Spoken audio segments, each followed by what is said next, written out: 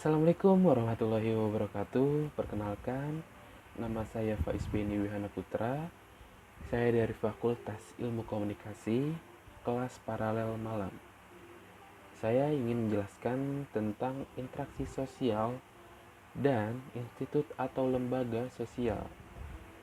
Pertama-tama, saya ingin menjelaskan pengertian interaksi sosial. Interaksi sosial adalah hubungan sosial yang dinamis, berupa hubungan antara individu yang satu dengan individu lainnya, antara kelompok yang satu dengan kelompok lainnya, maupun kelompok dengan individu. Kontak sosial merupakan tahap pertama terjadinya hubungan sosial komunikasi, merupakan penyampaian suatu informasi dan pemberian tafsiran dan reaksi terhadap informasi yang disampaikan. Beberapa hal yang dapat menjadi sumber informasi bagi dimulainya komunikasi atau interaksi sosial. Sumber informasi tersebut dapat terbagi menjadi dua, yaitu ciri fisik dan penampilan. Ciri fisik adalah segala sesuatu yang dimiliki seorang individu sejak lahir, yang meliputi jenis kelamin, usia, dan ras. Penampilan di sini dapat meliputi daya tarik fisik, bentuk tubuh, penampilan berbusana, dan wacana. Interaksi sosial merupakan salah satu wujud dan sifat manusia yang hidup bermasyarakat mempunyai aturan tertentu. Lanjut, persyaratan interaksi sosial. Menurut Suryono Sukanto, interaksi sosial tidak mungkin terjadi tanpa adanya dua syarat, yaitu kontak sosial dan komunikasi. Kontak sosial berasal dari bahasa Latin con atau cum yang artinya bersama-sama dan sango yang artinya menyentuh. Jadi, kontak berarti bersama-sama, menyentuh. Dalam pengertian sosiologi, kontak sosial tidak selalu menjadi interaksi atau hubungan fisik, sebab bisa melakukan kontak sosial pihak lainnya tanpa menyentuhnya. Misal, bicara melalui telepon, radio, atau surat elektronik. Oleh karena itu, hubungan fisik tidak menjadi syarat utama terjadinya kontak. Kontak sosial memiliki sifat-sifat berikut. Yang pertama, kontak sosial dapat bersifat positif atau negatif. Kontak sosial positif mengarah kepada suatu kerjasama, sedangkan kontak sosial negatif mengarah pada suatu pertengkaran atau konflik.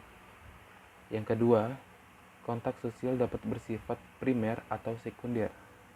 Kontak sosial primer terjadi apabila para peserta interaksi bertemu muka secara langsung. Misalnya, kontak antara guru dan murid di dalam kelas, penjual dan pembeli di pasar tradisional, atau pertemuan ayah dan anak di meja makan. Sementara itu, kontak sekunder terjadi apabila interaksi berlangsung melalui perantara. Misalnya, percakapan melalui telepon. Kontak sekunder dapat dilakukan secara langsung dan tidak langsung. Kontak sekunder langsung misalnya terjadi saat ketua RW mengundang ketua RT datang ke rumahnya melalui telepon. Sementara jika ketua RW menyuruh sekretarisnya menyampaikan pesan kepada ketua RT agar datang ke rumahnya, yang terjadi adalah kontak sekunder tidak langsung. Persyaratan interaksi sosial yang kedua adalah komunikasi. Komunikasi merupakan syarat terjadinya interaksi sosial. Hal terpenting dalam komunikasi yaitu adanya kegiatan saling menafsirkan perilaku, pembicaraan, gerakan-gerakan fisik atau sikap, dan perasaan-perasaan yang disampaikan. Ada 5 unsur pokok dalam komunikasi, yaitu sebagai berikut. Yang pertama, komunikator, yaitu orang yang menyampaikan pesan, perasaan, atau pikiran kepada pihak lainnya. Yang kedua, komunikan, yaitu orang atau sekelompok orang yang dikirim pesan, pikiran, atau perasaan. Yang ketiga, yaitu pesan yang disampaikan oleh komunikator. Pesan dapat berupa informasi, instruksi, dan perasaan. Yang keempat, media, yaitu alat menyampaikan pesan. Media komunikasi dapat berupa lisan, tulisan, gambar, dan film. Yang kelima, efek, yaitu perubahan yang diharapkan terjadi pada komunikan setelah mendapatkan pesan dari komunikator. Tahap proses komunikasi ada 3, yaitu encoding. Pada tahap ini, gagasan atau program yang dikomunikasikan diwujudkan dalam kalimat atau gambar. Dalam tahap ini, komunikator harus memilih kata, istilah, kalimat, dan gambar yang mudah dipahami oleh komunikan. Komunikator harus menghindari penggunaan kode-kode yang membingungkan komunikan. Yang kedua, penyampaian. Pada tahap ini, istilah atau gagasan yang sudah diwujudkan dalam bentuk kalimat dan gambar disampaikan. Penyampaiannya dapat berupa lisan, tulisan, dan gabungan dari keduanya. Yang ketiga, decoding. Pada tahap ini dilakukan proses mencerna dan memahami kalimat serta gambar yang diterima menurut pengalaman yang dimiliki. Jenis-jenis interaksi sosial. Yang pertama, interaksi antar individu dan kelompok. Interaksi jenis ini sangat konkret atau jelas. Akan tetapi, bisa juga sebaliknya. Pada saat dua individu bertemu, interaksi sosial sudah mulai, walaupun kedua individu tersebut tidak melakukan kegiatan apa-apa. Namun sebenarnya, interaksi sosial telah terjadi apabila masing-masing pihak sadar akan adanya pihak lain yang menyebabkan perubahan dalam dirinya masing-masing. Yang kedua, interaksi antar kelompok dan kelompok.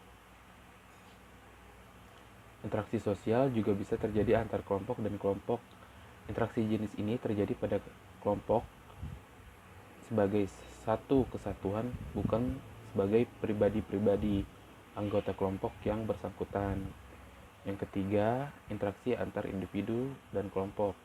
Interaksi sosial bisa juga terjadi antara individu dan kelompok. Bentuk interaksi di sini berbeda-beda sesuai dengan keadaan. Interaksi tersebut lebih mencolok manakala terjadi perbenturan antara kepentingan perorangan dan kepentingan kelompok. Dampak interaksi sosial. Interaksi sosial yang berbentuk asosiasi akan menghasilkan keteraturan sosial. Proses yang ditempuh dapat melalui kerjasama, akomodasi, asimilasi, dan akulturasi.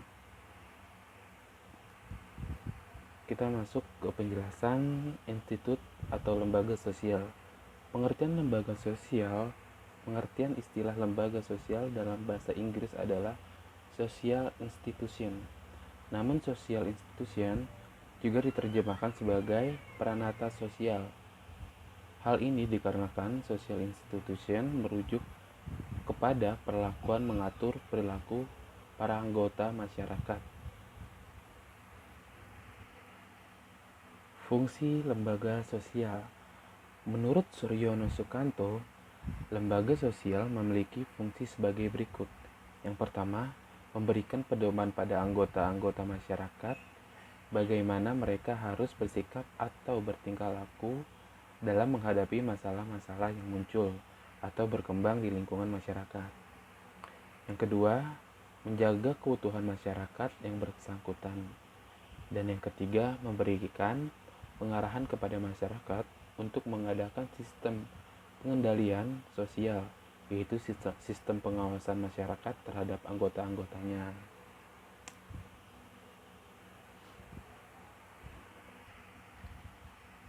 Jenis-jenis lembaga sosial.